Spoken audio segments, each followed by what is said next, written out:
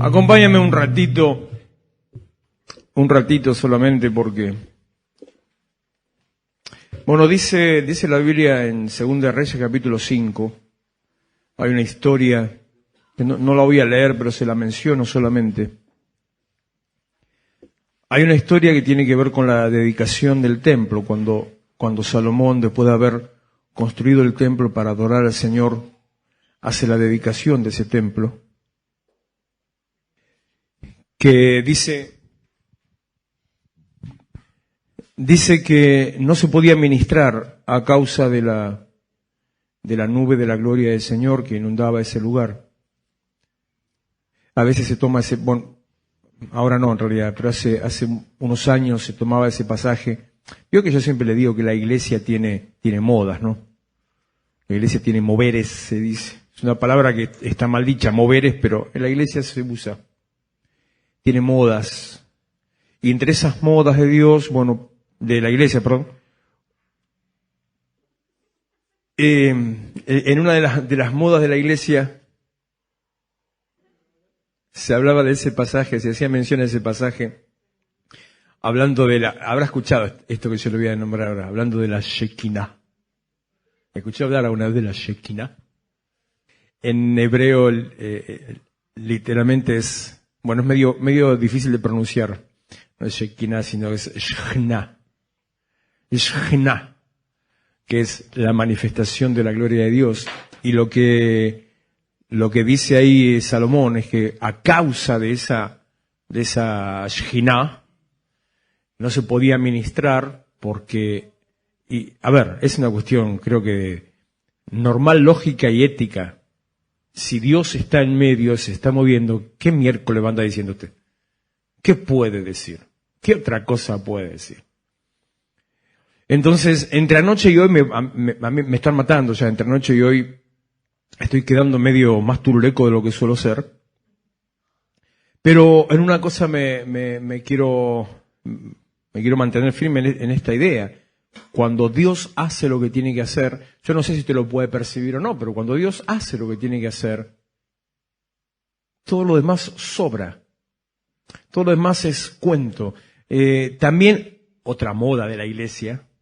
Yo no tengo tantos años y sin embargo viví tantas cosas. Otra moda de la iglesia, esa yo la viví en forma carnal y hasta la sufrí. Lo más importante del culto es la palabra de Dios. También es una moda, o fue una moda. No digo que no sea importante, pero lo más importante, todo lo demás, mi primer pastor decía, todo lo demás es espuma. Es puro cuento. No deja nada. Entonces, 15 minutos de alabanza, 5 minutos de lectura bíblica, 15 minutos de adoración. No, 10 minutos de adoración. 15, 5, 20, 30 minutos, exactamente. A las 6 en punto empezaba la reunión, 6:30. Si no llegabas a terminar 6:30, te bajaban del púlpito en piedrazo. Porque lo más importante es la palabra de Dios. Después la moda que le siguió a esa era lo inverso. Lo más importante es el tiempo de alabanza. Fue la corriente de la alabanza. Ni una cosa ni la otra son más importantes, y lo más importante es que Dios se mueva en medio de su pueblo y que haga Dios lo que tiene que hacer. Que reciba la adoración que usted le tiene que dar. En el tiempo que sea, la duración que sea, no importa cómo sea, pero eso es lo más importante. Que Dios haga lo que Él tiene que hacer. Porque en definitiva, el dueño de la iglesia es Dios. El que dirige nuestras vidas es Dios. Y nuestro dueño, no solamente de la iglesia como institución, sino el dueño nuestro es Dios. Entonces cuando decimos, ayer lo mencioné en el Padre Nuestro, venga a nosotros tu reino, hágase tu voluntad.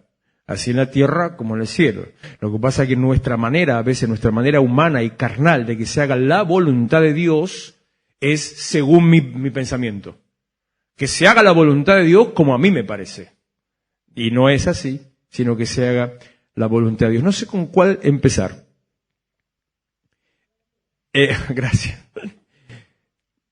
Segunda de Corintios, capítulo 5, verso 17.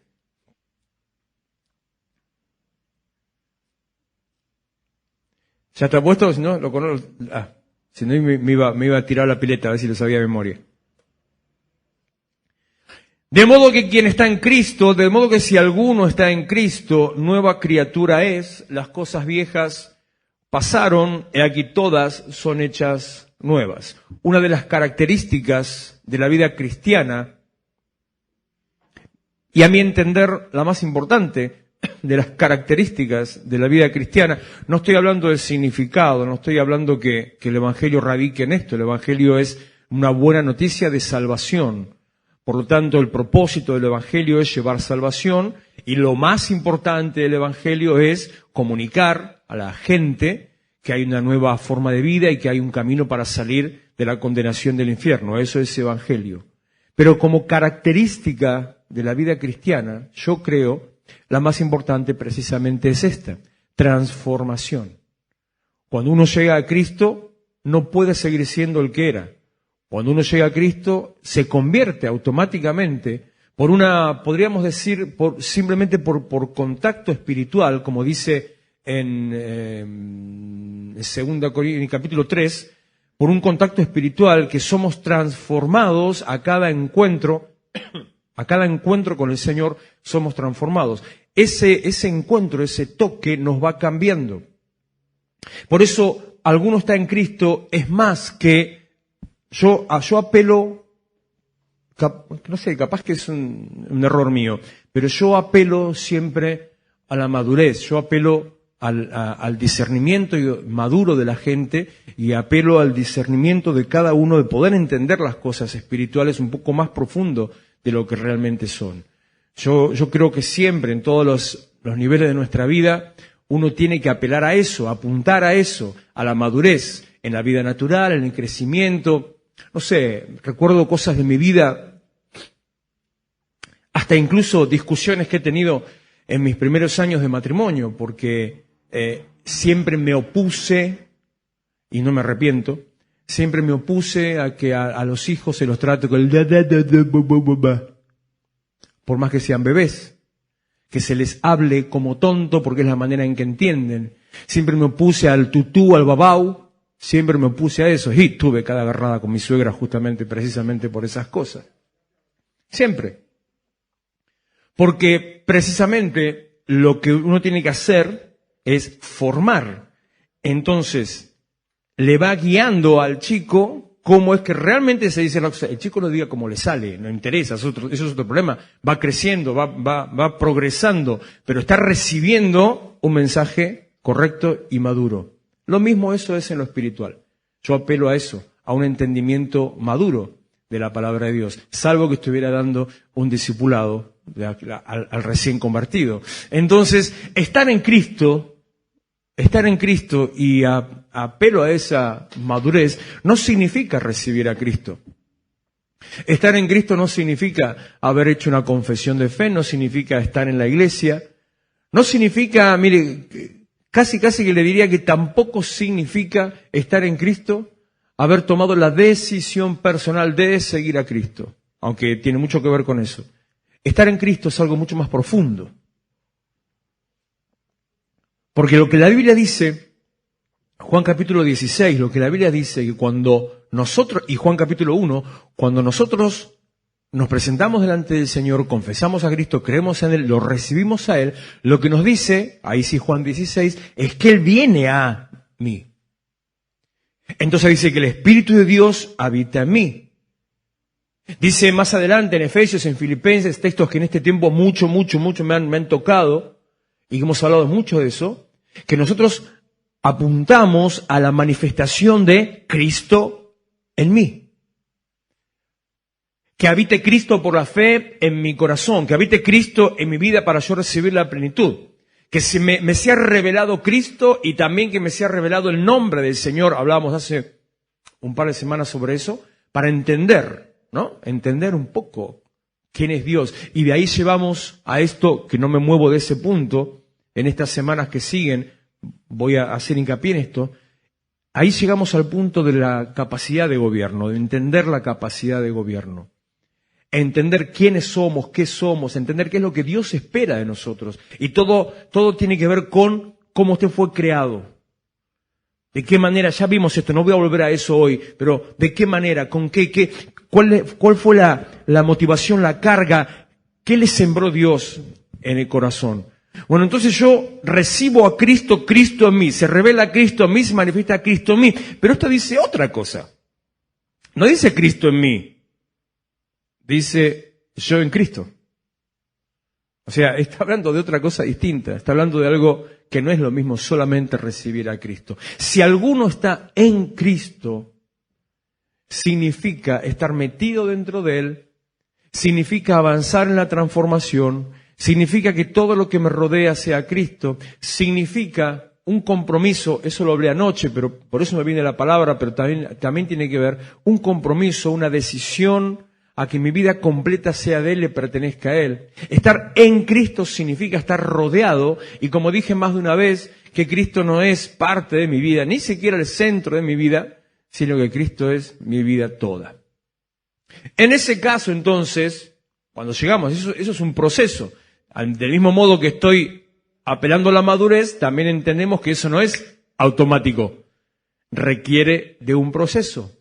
Entonces, si estamos en Cristo, ¿cuál sería la mejor demostración? ¿Cuál sería tal vez el parámetro, el termostato que dice, ¿estoy en Cristo? No estoy en Cristo. Si alguno está en Cristo, automáticamente tal vez usted piense, y yo lo pondría ahí, Gálatas capítulo 5, el fruto del Espíritu. Si está en Cristo, entonces tiene que habitar, tiene que manifestarse en su vida amor, gozo, paz, paciencia, benignidad, bondad, fe, mansedumbre y templanza. Eso demuestra que el Espíritu de Dios está obrando en su interior. Pero sin irme de ese punto, si está en Cristo, ¿cómo lo demuestra? Las cosas viejas pasaron, todas las cosas son hechas nuevas. No, pero eso habla de que Dios me cambió. Sí, eso habla de que Dios me cambió. Y si Dios me cambió, ya no soy el mismo. Si Dios me cambió, ya no pienso igual. Si Dios me cambió, ya no me muevo por criterios humanos. Si Dios me cambió, ya no tengo los pensamientos del mundo. Si Dios me cambió, mis prioridades no son las mismas. Si Dios me cambió, mis metas no son las mismas. Si Dios me cambió, yo soy una nueva creación, nuevamente formado por Dios, como dice la palabra que somos hechura suya, nuevamente hechos, moldeados por Dios, ya no soy el que era, soy una persona nueva.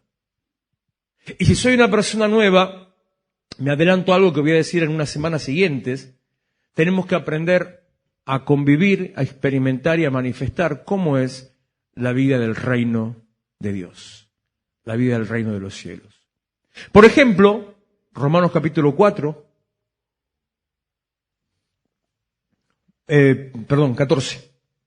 Romanos capítulo 14, versículo 17. Romanos 14, el de Mateo. Romanos 14, 17. Vamos a hacer el culto. Si alguno escucha esto fuera de contexto, ya no. Pero estamos tan acostumbrados ya. Andan timbeando en esa iglesia. Sí.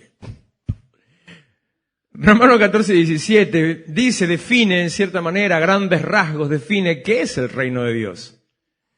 ¿Cómo es esa vida de reino? ¿Cómo es ese reino en el cual yo habito y yo manifiesto si yo soy una nueva criatura? ¿Cómo es el reino de Dios? ¿Qué es el reino de Dios?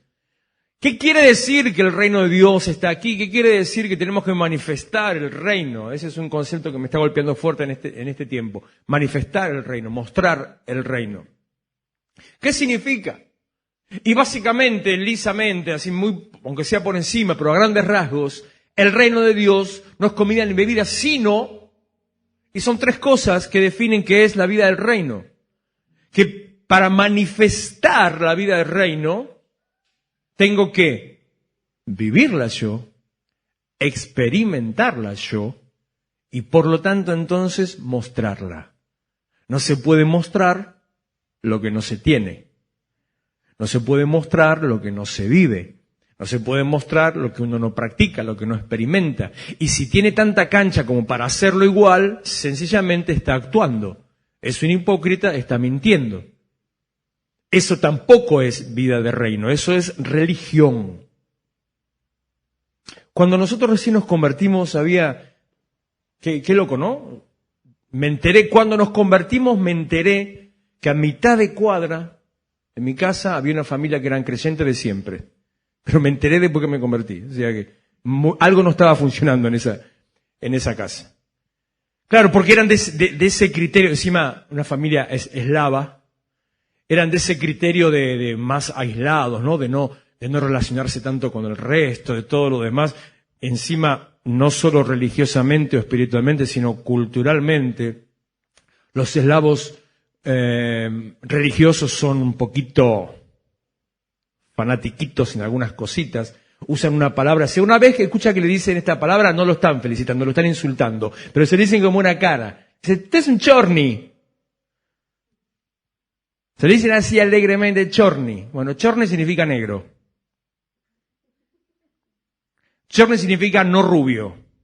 Entonces, los chornis van de aquel lado, te dicen en la iglesia. Nosotros ese es el lugar de los chorni. De verdad, no es cuento lo que estoy diciendo, es literal. Entonces, supongo que por eso nunca nos habíamos enterado de esa familia. Todos rubios eran. No sabíamos, pero cuando conocimos al Señor, cuando recibimos a Cristo, empezamos a tener relación. Por ellos que se acercaron, empezamos a tener relación con esta familia. Y hubo algo que me llamaba mucho la atención. Tenían un mueble en el comedor, un mueble muy grande, tipo un aparador, un modular, con unas puertas tipo bar en el centro, como, no sé si se sigue usando, porque eso ha cambiado un poco, pero como si fuera para tener un bar. Y cuando abrían el bar no había bebida, sino que había un televisor. Y me llamaba la atención a mí. Y un día entendimos. Porque el televisor se esconde si viene la familia cristiana. Y si viene el pastor de visita, está escondido y no se ve. Cuando no están, lo sacamos y miramos la tele. Eso no es vida de reino. Eso no es vida de reino. Eso no es el reino de los cielos. Eso no es manifestar. Eso no es mostrar. Eso es religiosidad y eso es vacío espiritual. ¿Qué es el reino de los cielos? Sencillamente, a grandes rasgos, repito, estas tres condiciones o tres columnas: manifestar, mostrar hacia el mundo. Primero, justicia. Mostrar que podemos andar delante de Dios con integridad, con sinceridad. Mostrar que hemos sido perdonados, justificados, como decía la canción hoy. Me perdonaste. Mostrar una vida de estar en comunión con Cristo. Poder entrar y decir, justificados pues por la fe, tenemos paz para con Dios por medio del Señor Jesucristo. Hablaba anoche con un joven, mírele usted lo que es el engaño del diablo. Bicharraco, cucaracha, ser inmundo, repugnante y mentiroso. Le digo, fulanito, ¿por qué no volvés a Dios de esta manera? ¿Por qué no haces tal cosa? ¿Por qué no orás de tal manera de esta situación? Respuesta: tantas veces en estos años escuché la misma respuesta. ¿De qué me sirve pedirle perdón a Dios si después vuelvo a hacer lo mismo? Tantas veces escuché eso, que puede llegar a tener parte de verdad, si usted lo hace intencionalmente. O sea, pedir perdón a Dios solo como un formulario no sirve de nada. ¿Pero que acaso es mejor entonces no pedir perdón y seguir como está? ¿No dice la Biblia que la misericordia de Dios se renueva cada mañana? ¿No dice la Biblia que Él te recibe con los brazos abiertos? ¿No dice la Biblia que Él es nuestro abogado, nuestro defensor? Y que este abogado, este defensor, es tan justo que cuando nosotros vamos delante de Él perdona nuestros pecados cuando nos arrepentimos. ¿No dice la Biblia acaso que Él no hace acepción de personas? Pero el diablo te dice, no, sos X cosa, te cataloga de lo que fuera, cometiste pecado, estás sucio, inmundo, no podés presentarte delante de Dios. Error, mentira. Entonces, entendiendo que soy nueva criatura, manifestar y mostrar en mi interior justicia. Segundo, gozo. Que no es andar de fiesta, no es reírse todo el día. Es estar firme con esperanza, convencido, sabiendo que Dios obra. Es sentir la plena certeza, la convicción de que Dios va a hacer lo que dijo que va a hacer. Es estar seguro que aunque usted se vea hoy que está en la peor de las condiciones, o lo que era ayer, tremendo, tómese el ejemplo si pasó una situación difícil, en medio del agua, o sin luz, o atrapado, o encerrado, sabiendo que de donde sea que esté, Dios va a obrar. Lo que lo lleva a permanecer. ¿Cómo me gusta esa palabra? Permanecer. A estar firme. Como también dice la palabra de Dios, que aquel que está bajo su presencia, aquel que confía en Él, será, dice, como árbol que está arraigado junto a fuentes de aguas, y que su hoja, estoy parafraseando varios versículos mezclados, y que entonces todo lo que hace prospera, firme. Aunque vengan los vientos, aunque vengan las tormentas. Creo que la situación de ser un pastor amigo, lo vi esta mañana en Facebook. El tipo aprovechó, predicó de la casa sobre la roca ayer. Buenísimo. Claro, porque dice, vendrán las lluvias, vendrán los vientos, y si estás bien arraigado, ayer a más de uno se le voló. Tremendo lo que fue eso. Gozo es mantenerse firme a pesar de las circunstancias en medio de las pruebas. Justicia, gozo y paz. Mi paz os dejo, mi paz os doy. No es la paz del mundo, no como el mundo se las da, sino que yo se la doy. Paz. La paz que sobrepasa todo entendimiento. ¿Qué significa? Que usted no entiende por qué. No entiende por qué está tranquilo. No entiende. Que está pata para arriba y sin embargo está tranquilo. Que hay una línea muy delgada, entre la preocupación y la ocupación. Que usted está haciendo lo que tenga que hacer, porque otra cosa que me gusta, que lo dije ayer varias veces, en un momento determinado en su vida usted tiene que hacer lo que tiene que hacer. No importa lo que sea, usted tiene que hacer lo que tiene que hacer. Emanuel quedó varado antes de salir, vino solo anoche, no pudo venir, no pudo llegar. Hizo como yo, le dije, la única manera para que pueda llegar, decirle al coche, la única manera desde mi casa para acá, ayer, yo vivo en Solano, la única manera era ir hasta Montechingolo y volver desde ahí. La única manera. Yo tengo un viaje de 15 minutos. Ayer tardé 1 hora en llegar y 1 hora en volver a mi casa.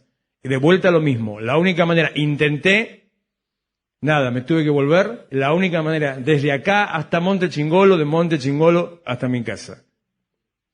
Entonces lo estoy guiando a él, decir al auto que haga tal cosa, que así, la única manera que va a poder llegar. Y venía bien. Y cuando ya estaba, 15 minutos de acá, lo agarró un piquete en Camino General Belgrano y Rodolfo López. Cortaron, entonces ahí se tuvo que volver. No tenía, si el único acceso estaba cortado, se tuvo que volver. ¿Por qué le digo esto? A veces uno tiene que hacer lo que tiene que hacer. Salió de mi casa, llegó hasta Rodolfo López y Camino General Belgrano, de ahí se volvió de vuelta para mi casa. Ese trayecto lo habrá llevado media hora, 40 minutos. Le cobraron 1.000 pesos.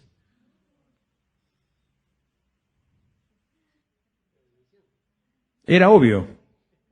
Yo calculaba que le iban a cobrar 1.000 pesos para llegar hasta acá. Era obvio. Pero está en primer lugar. Yo sé que a veces, más cuando uno tiene un hijo adolescente, a veces uno le da ganas de matarlo, de estrellarle la cabeza contra alguna pared por alguna cosa que dice o hace. Pero en primer lugar estaba venir a adorar al Señor y a cumplir su compromiso de ministrar, antes que lo que podía llegar a gastar. No pensó en lo que podía llegar a gastar. Su mente estaba puesta en tengo que llegar. A veces hay que hacer lo que tiene que hacer. Paz. Estar tranquilo, no importa la ocupación o la preocupación, decía esa pequeña diferencia. Uno puede estar haciendo todo lo que tiene que hacer para alcanzar lo que necesita alcanzar, pero no está desesperado, preocupado de si no pasa. Sabe que lo va a poder hacer. La preocupación es lo que te pone ansiedad, te pone angustia. La preocupación te hace dudar, la preocupación te corta la fe. La preocupación está inyectada de temor. Usted no tiene que estar preocupado, tiene que ocuparse, hacer lo que sea necesario para que las cosas sucedan y al mismo tiempo saber que Dios va a hacer lo que dijo que va a hacer. Eso es paz del reino de los cielos. Ahora fíjese, para poder mostrar estas tres cosas, saber que soy justificado, mis pecados perdonados, lo dije al revés, poder manifestar y mostrar una vida segura, confiada en Dios y en fe, y poder vivir con gozo en medio de las pruebas, para poder mostrar eso, tengo que vivir eso. Por lo tanto, es necesario entender que soy nueva criatura. Y termino con Mateo 4:17. Mateo 4:17, suban chicos porque ya termino enseguida. Porque dije esto no era para seguir más simplemente esta reflexión.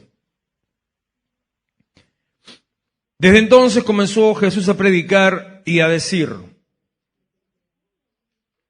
arrepiéntanse, porque el reino de los cielos se ha acercado. Este es el tercer 17. Arrepiéntanse. Esto es lo que estaba en duda. No sabía si empezar con este o con el de nueva criatura. Estaba ahí. ¿Con cuál empiezo?